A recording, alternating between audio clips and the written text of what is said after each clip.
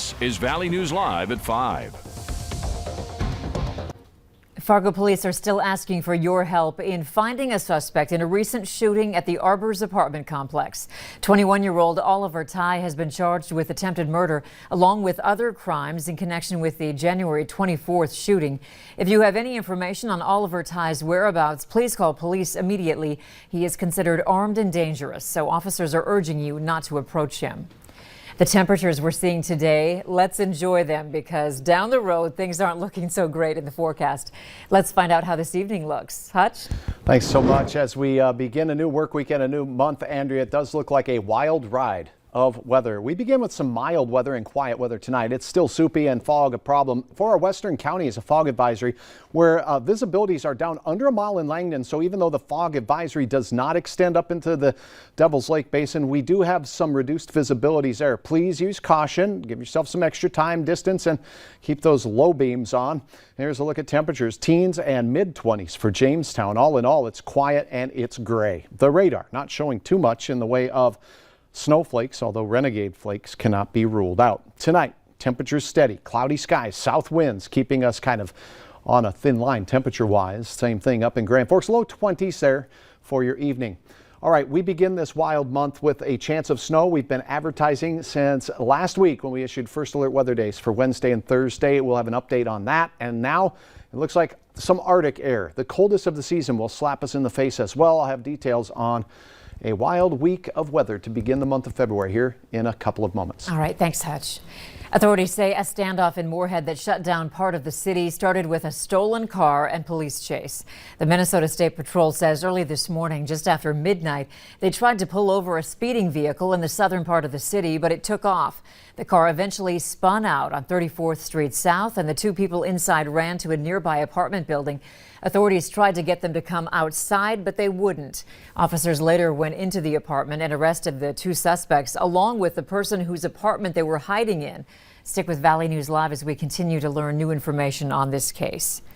Take a look at this. A warning about checking the ice before you drive on it. A Chevy pickup dropped through a crack on Big Pine Lake in Perham, Minnesota. Tri-State Diving says it was still on top of the ice with the front bumper holding it up. Last Saturday, the same crew saved a wheeled fish house that broke through because of warm temperatures. After President Joe Biden revoked the presidential permit for the Keystone XL pipeline, opponents of other pipelines are hoping the projects they've been fighting for will be next. Environmentalists and American Indian tribes are calling on the president to stop Enbridge Energy's Line 3 replacement in Minnesota. Opponents of the Dakota Access Pipeline that originates in North Dakota also appealed to the administration. Industry experts say they don't expect any quick action like the order that stopped Keystone XL, but other pipelines will likely see tougher scrutiny and permitting processes than they saw under former President Donald Trump. 32 U.S. states have now detected COVID-19 variants first found in the UK, Brazil, and South Africa. That's putting even more pressure on hospitals and on the vaccination effort.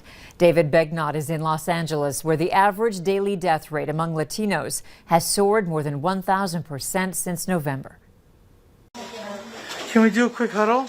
Wesley Willard manages the ICU here at Adventist Health White Memorial. This is one of LA's hardest hit hospitals. The most difficult thing is knowing that we're caring for a patient that may not make it. On his staff of more than 120 is First Lieutenant Lana Bagwell. The strength that these nurses and these healthcare professionals have to do this day in and day out is amazing to me. She is one of the roughly 20 medical personnel sent by the U.S. Department of Defense. She has been on the front line right here for 3 weeks. I felt tremendous pressure to come in, learn everything I could, and really integrate myself and become part of the team.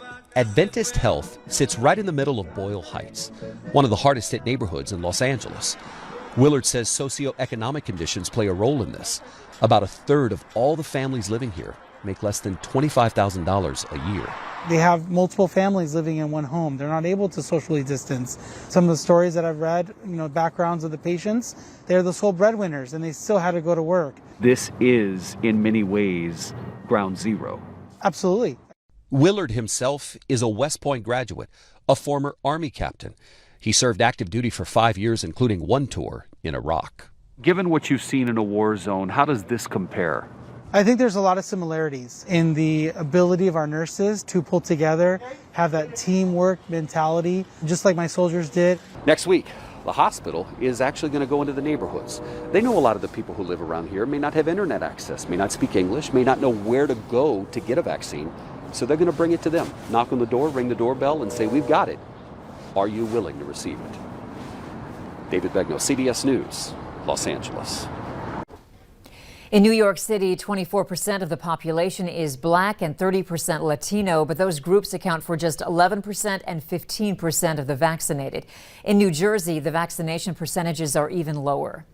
In the White House briefing today, questions about a bipartisan approach to passing President Biden's COVID relief bill. Press Secretary Jen Psaki told reporters a sense of urgency underlies the effort to get the bill passed, and that bipartisanship and going big on relief are not necessarily mutually exclusive. And there is historic evidence that it is possible to take a number of paths, including through reconciliation, if that's the path that is pursued, and for the vote to be bipartisan. But it's important to him that he hears this group out on their concerns, on their ideas. He's always open to making this package stronger. Psaki also announced that a White House team, including FEMA, met over the weekend to discuss a response to the winter storm pounding the Northeast. And if you're looking to stay on top of the latest vaccine information, you can get our new VNL vaccine tracker. You can access national and local resources in just 2 easy steps. Just open your phone camera and point it at the QR code on your screen right now, then tap the link that pops up. And we want to let you know Gray Television is in the process of purchasing Quincy Media at the price tag of $925 million. And Gray will now own stations that serve 102 different TV markets. With that purchase, Gray Television would own KBJR out of Duluth, Minnesota, and KTTC in Rochester, Minnesota. The purchase of the company was approved unanimously by the board of directors of both Gray and Quincy. Super Bowl 55 will look very different than any other Super Bowl because of the pandemic. Raymond James Stadium in Tampa, Florida will host Sunday's big game between the Chiefs and the Buccaneers. But because of COVID, the stadium will be more than half empty. Jamie Yuccas is in Tampa to show us how the NFL is getting creative to make the stadium look full. 5-10 years ago, this print right now would take us about an hour to print. But with these speeds and these new lights, it takes about 45 seconds.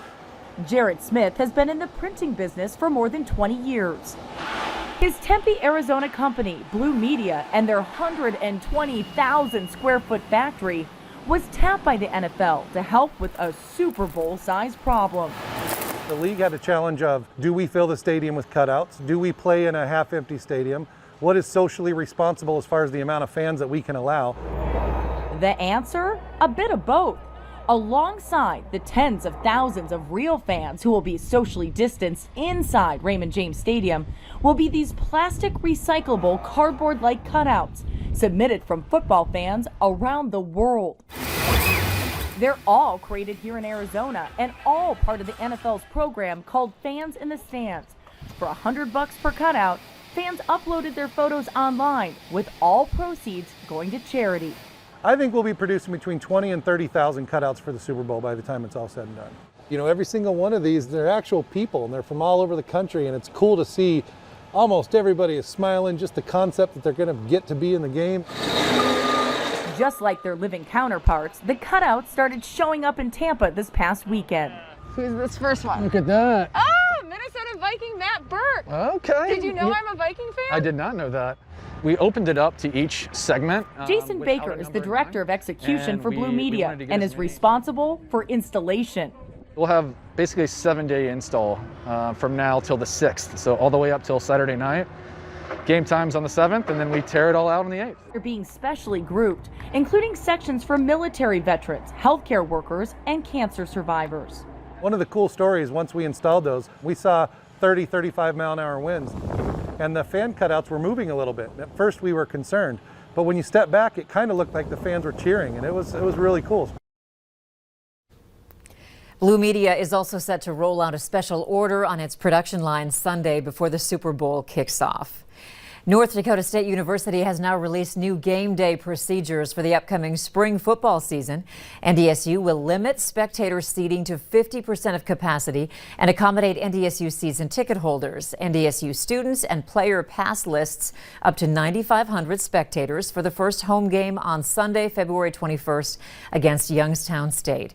For more information, you can head to our website, valleynewslive.com. A Grand Forks Vietnam vet was laid to rest in the Veterans Cemetery near Harwood, North Dakota today. 74-year-old David Lee Oliver served his country honorably with 3 tours in Vietnam. He then became a gifted artist where his mission was to bring beauty to the world. Oliver has no family. His best friend, George Kelly, accepted the flag on his behalf. He was just an amazing, gracious human being. We have been so honored to have him in our lives for the last few years. During his time in the military, Oliver was decorated with 4 bronze stars. Dustin Diamond, best known for his portrayal of the lovable nerd Screech on Saved by the Bell, has died. A spokesperson confirms the actor died this morning, weeks after he was diagnosed with cancer. His manager says Diamond was taken off breathing machines in an attempt to move him to hospice care, but he passed away with loved ones nearby. He was 44. It is officially February, and that means the Valentine's offers are rolling in. What you can get at Cinnabon is next.